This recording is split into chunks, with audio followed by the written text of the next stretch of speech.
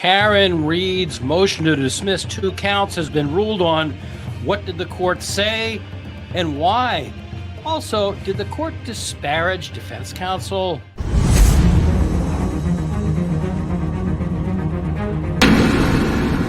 What conclusion did Judge Cannone get to?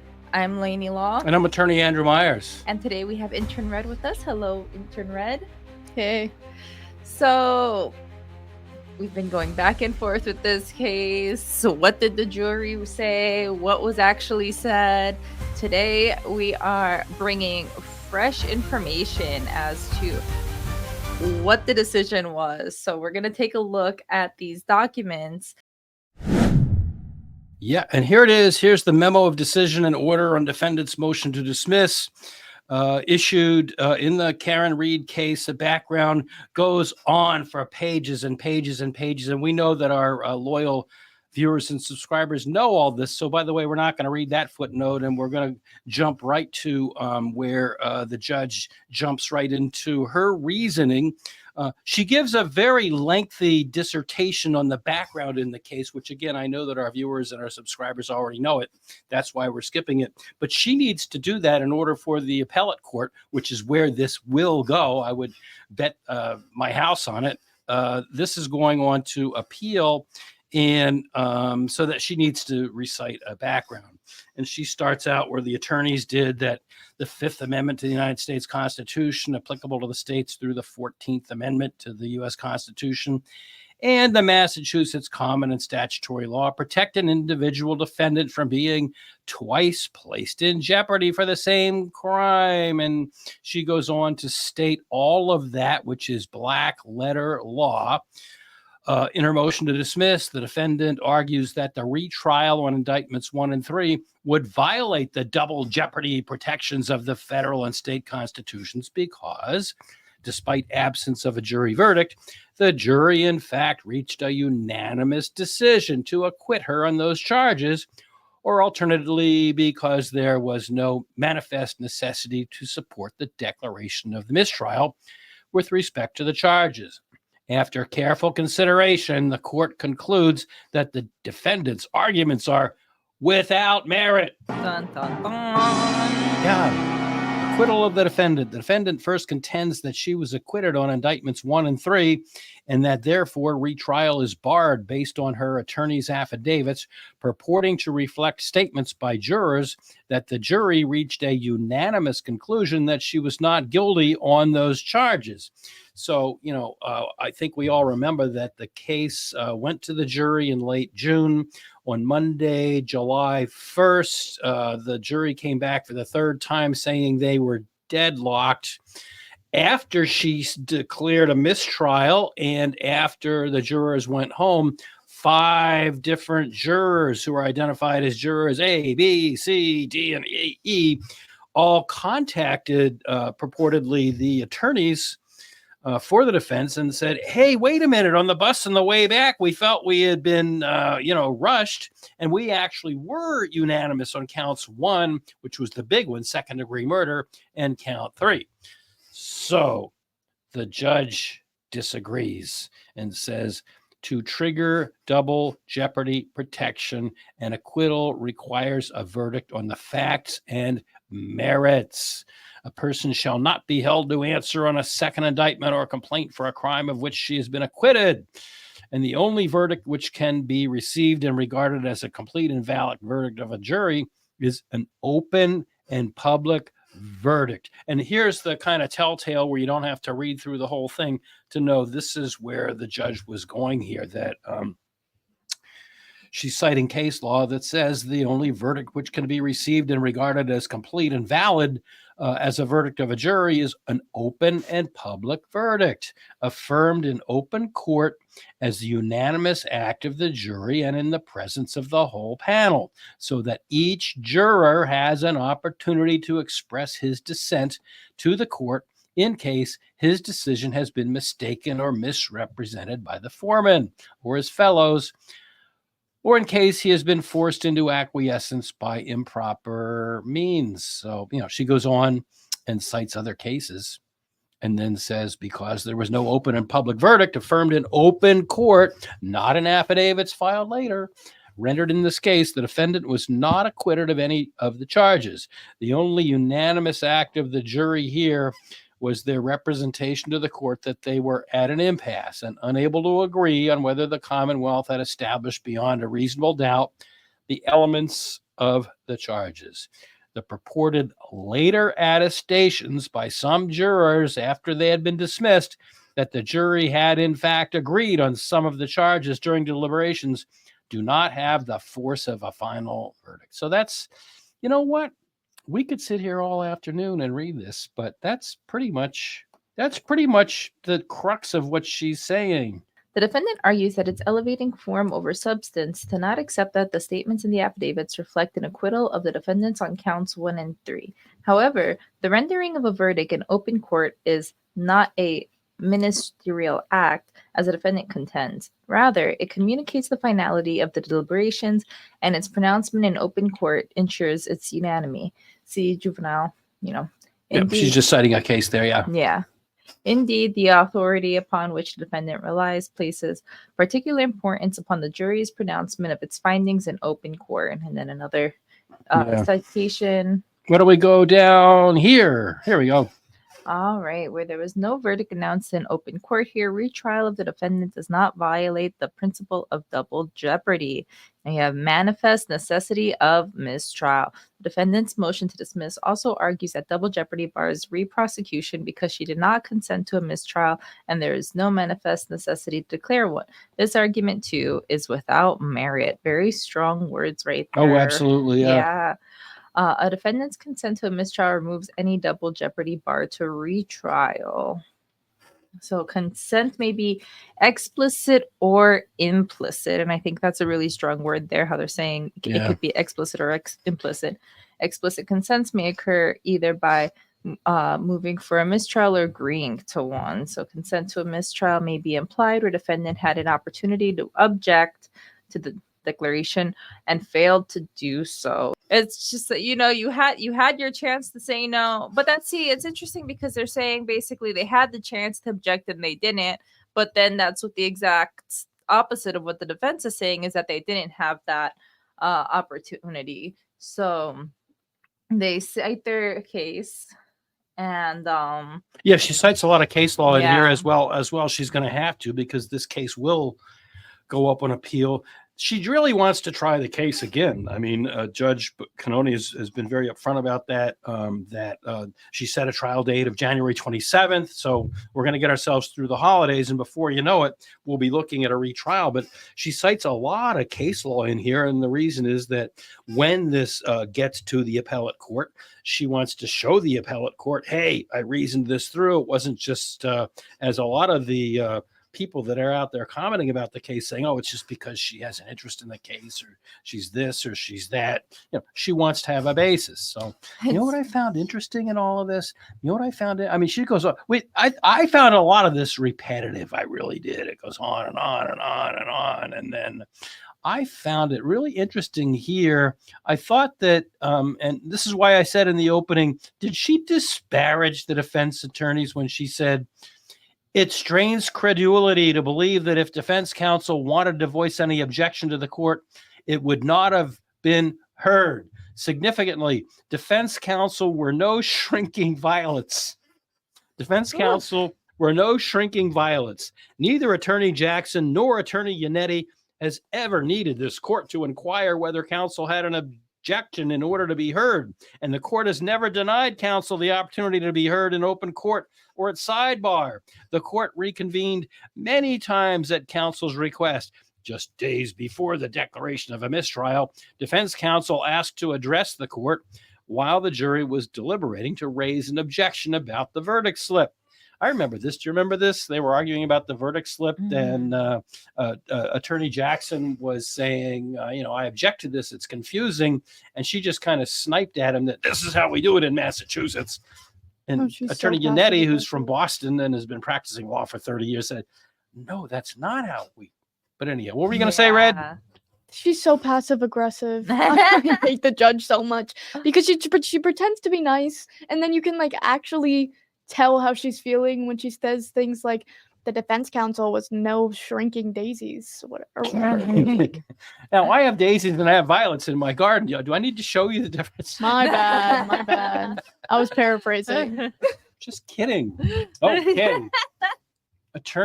Actually, the violets didn't come out that well this year, but that's a different story. Okay, here we go. They were shrinking violets. They were They shrinking were the violets. shrinking violets. They have been sightings of shrinking violets on the Northeast. Yeah, my violets didn't do so well this year. But anyhow, Attorney Jackson was not shy in informing the court that he wanted to make his argument and that the court's decision about the verdict slip was not how it should be, and it's over our strong objection.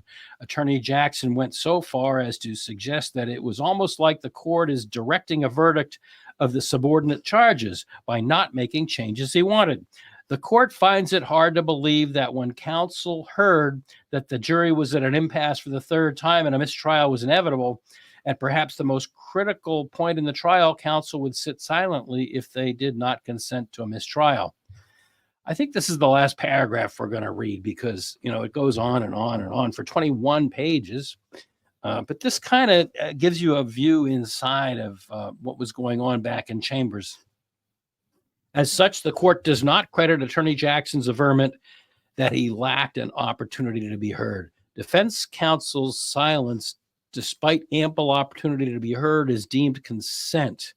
And they cite a case holding the proposition that when trial judge on own initiative declared a mistrial, the defendant's silence was deemed consent, where there was ample time to object despite not being directly asked by the judge.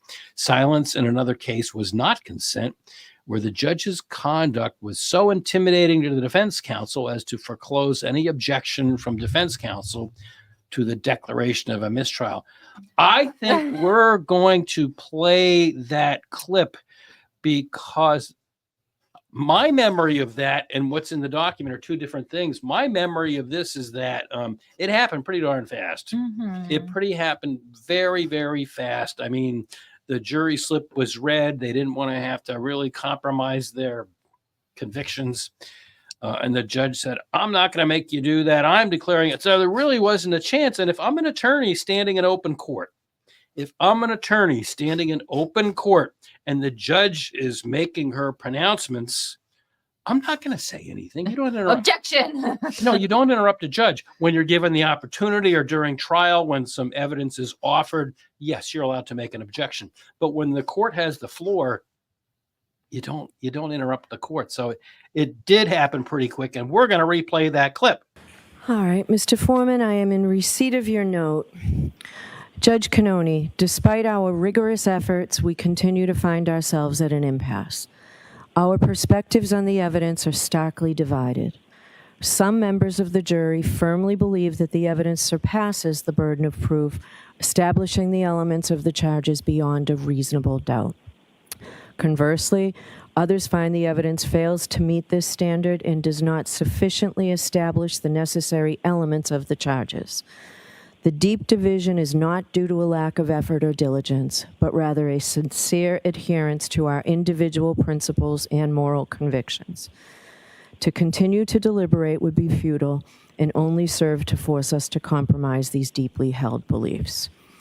I'm not going to do that to you folks. Your service is complete. I'm declaring a mistrial in this case. I'll be in to see you privately in a few minutes. So thank you so much for your service. Okay. All rise for the court, please. My only point is that they didn't have a chance. I mean, if I'm in open court, which I've been many, many, many times, and I'm in front of a judge and the judge is speaking, here's a tip. If you're in law school and you're taking trial skills, if your teacher didn't already say this, you don't interrupt the judge. You just don't.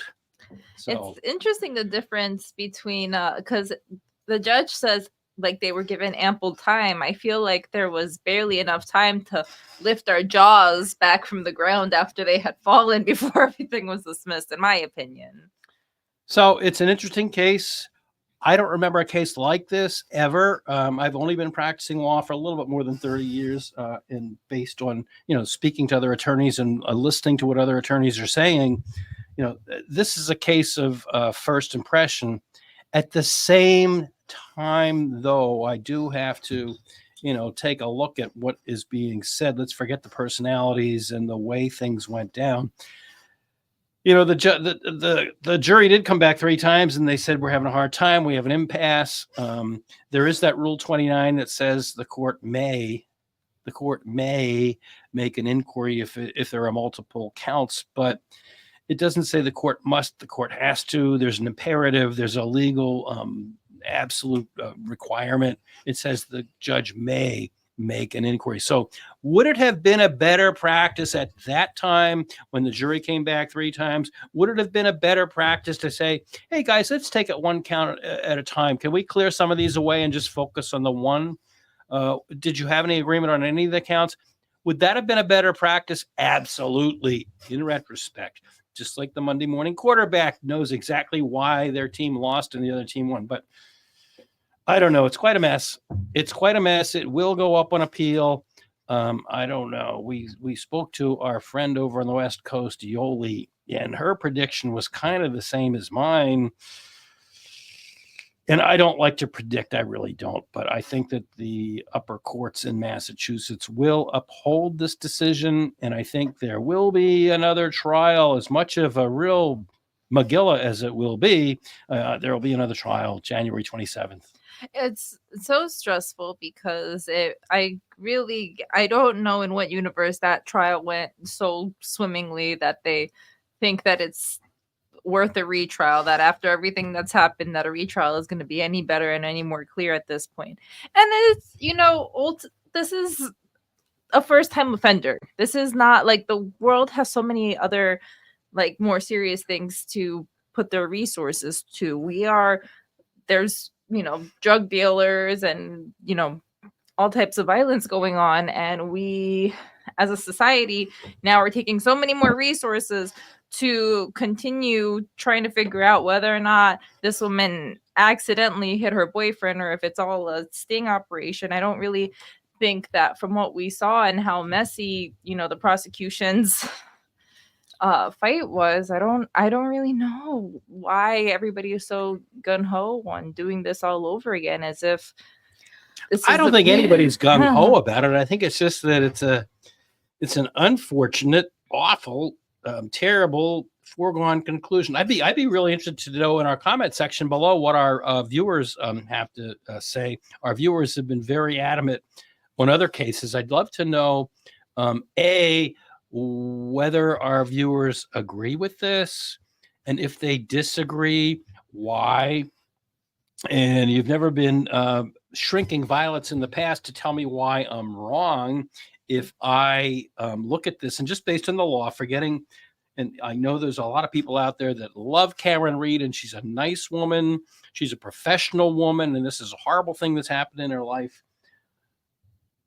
All of that aside, just looking at the law, it's really hard for me to see why the judge wasn't correct on this and why the appeals court will side with her. So tell me how I'm wrong. You know what I think the judge is going to do? She's going to Oprah Winfrey that shit. You know what? Just because they're mad at the police department doesn't mean that the entire public needs to be mad at the courts. I really think that she's going to just Oprah Winfrey that shit and take the side of Karen Read. You think that the judge is going to totally... If there's an out, she's going to take it. The entire country is seeing that, like, Massachusetts as a whole is just terrible in the sector of law, which is, like, really important. And if I was her, I hate to say it, but I would. Like, you literally just embarrassed your entire court system.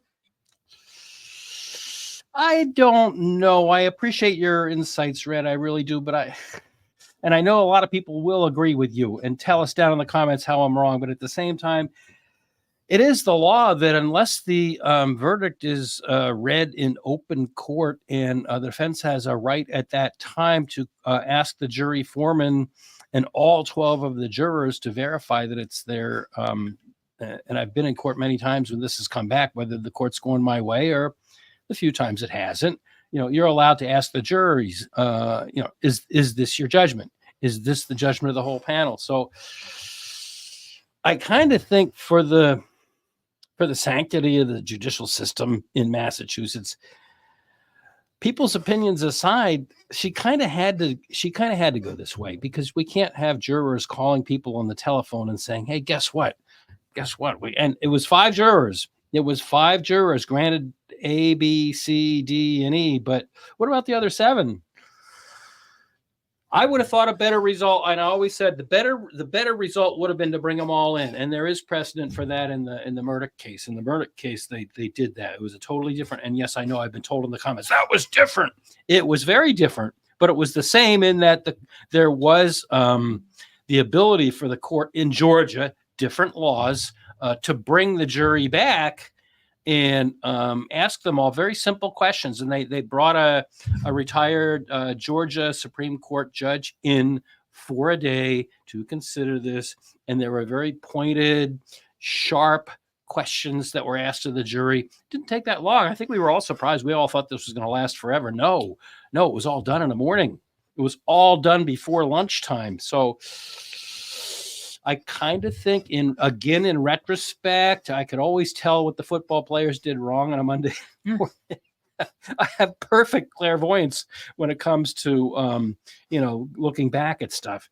That I think that would have been a better thing. And I think the people that make rules are changed all the time. I think it's time to change the criminal rule 29. I think like at the end of the day, it's just like we're very fortunate to live in an era where communication is so easy. Really, like, especially things like Zoom calls. It's just like you don't even need to bring these people physically back into the location. True. I mean, obviously there's going to be so much back and forth on if it was true or if it was not. But like you said, bring the jury back in. You have them call in on Zoom. It's just like we have so many options, and it's such a back and forth. And it's just like now we're going to go into the new year still looking at this case. And yeah, I know before, and that's the only good thing about COVID. COVID was a real pain in the neck for all of us. But before COVID, I remember certain hearings, which you knew were only going to go 5 minutes. You knew the hearing was only going to go 5 minutes. So why do I have to drive through Boston traffic or Worcester traffic or traffic anywhere to get to court where I know the hearing's going to be 5 minutes? But the courts were very, I don't want to say stubborn, but they were steadfast in saying, "Oh no, we need to hold these hearings in person. We need to bring people into the court because you need to look into the person's eyes to tell their veracity and their honest, and you need to see their body movements and all that BS." Well, along came COVID.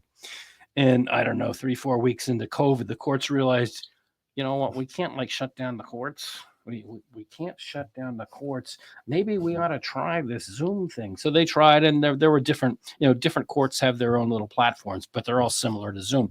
So during COVID, they said, all right, we'll try this Zoom stuff just to keep the interest of justice going. And they pretty much said that. But then COVID, thank God, finally was over. And a lot of times the courts are saying, hey, you know what? They were right. Why don't we do a lot of stuff? So you're right. Your point is right. They could do it on Zoom, or the medical people have their own platform. I can't remember the name of it, but physicians and people that do mental health counseling have their own very, very, very secure medical platform, which I'm sure someone who's smarter than me in that area will tell us in the comments. But so anyhow, your point is right. They could do it on Zoom. Mm-hmm. Why not? Why make the jurors all come in through that horrible Route 128 Dedham traffic? Dedham is a horrible place to drive through. It's a nice place, but it's a horrible place to drive through.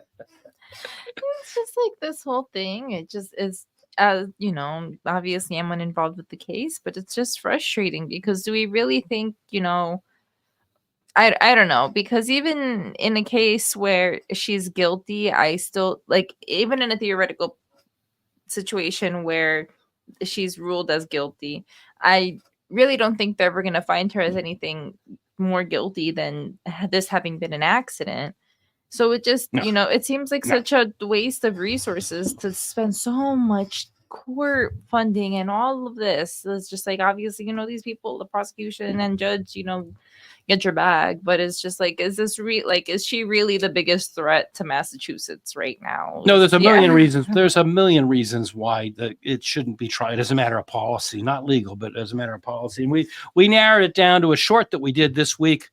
a short. So we only had 60 seconds. We had 60 seconds. So there's just so much we could rehash everything we've said in other episodes, and we could talk for 3 hours. But in my mind, the number one reason why the whole case was highly questionable was the Commonwealth's own, star witness when it came to what caused the accident was an accident reconstructionist from the Massachusetts State Police by the name of Joseph Paul. And on the stand, he said that the facts that he reviewed showed him that the accident was consistent with a side swipe.